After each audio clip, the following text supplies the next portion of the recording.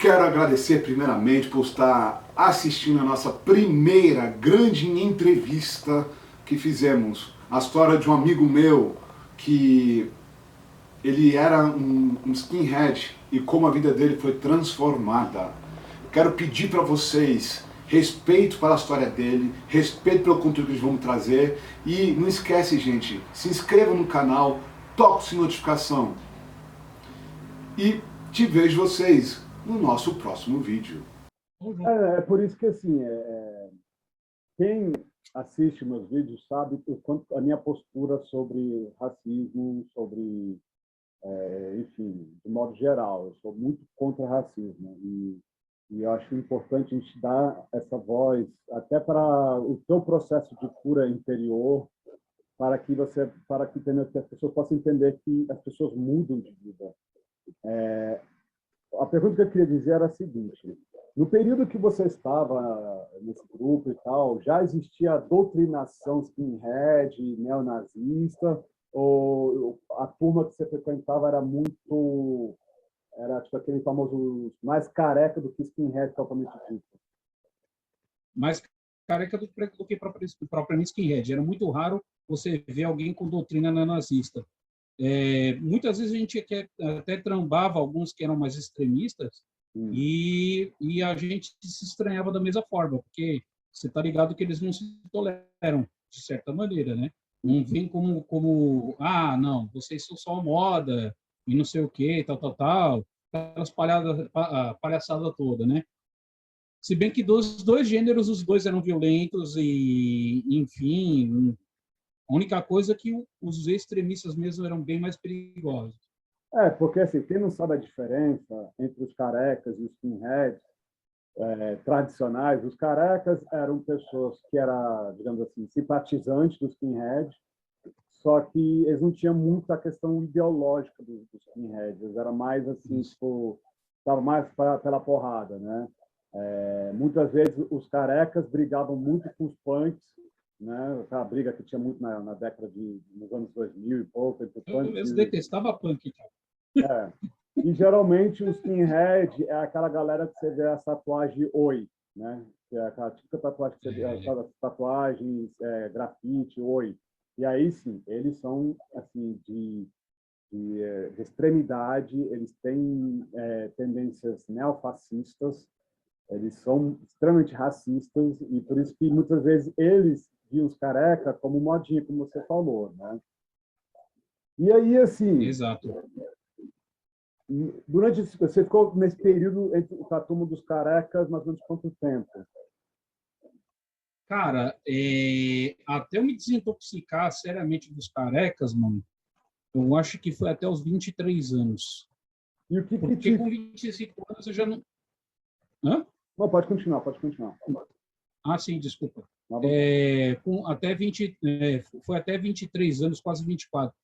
Porque eu lembro que 25, quando eu já completei 25, eu já estava bem mais solto, mais livre, mais junto com as pessoas, né? Eu ainda tinha o meu segmento, seguia de certa forma até os 23 anos, porque era difícil de intoxicar, tá ligado? É difícil você sair assim, vou sair simplesmente e tá tudo beleza. Não é assim que funciona, camarada. Não é assim que funciona, não. E nesse período era briga constante, você sentia aquele ódio devido a um trauma que aconteceu contigo no passado, você tinha um ódio e você queria descontar esse ódio no próximo.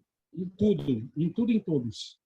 Muitas vezes até mesmo na própria família, né? Não no sentido de bater nos meus familiares, mas tipo no sentido de verbalizar, ser agressivo, explosivo, né? Muitas vezes, quer ver só, quando com 22 anos eu lembro de ter discutido com meu pai, que meu pai tinha um centro automotivo aqui em São Paulo. Meu pai, pelo amor de Deus, foi um dos caras que, infelizmente, hoje em dia a gente tem um bom convívio, vai.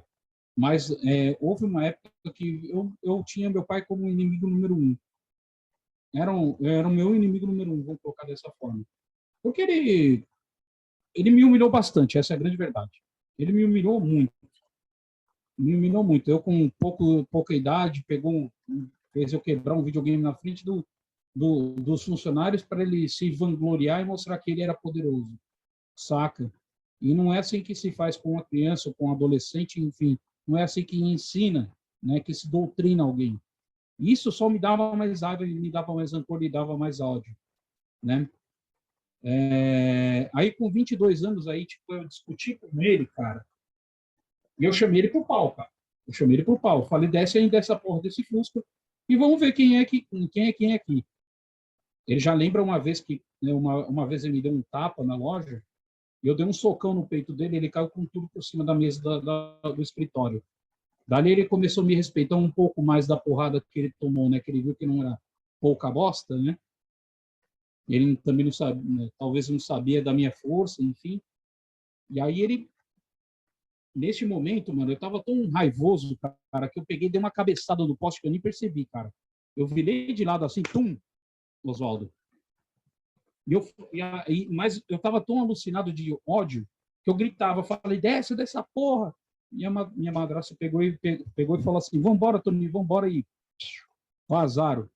Eu acho que, tipo, sendo sincero com você, eu tava tão animalesco, cara, que eu acho que se eu pegasse meu pai ali, eu tinha matado ele.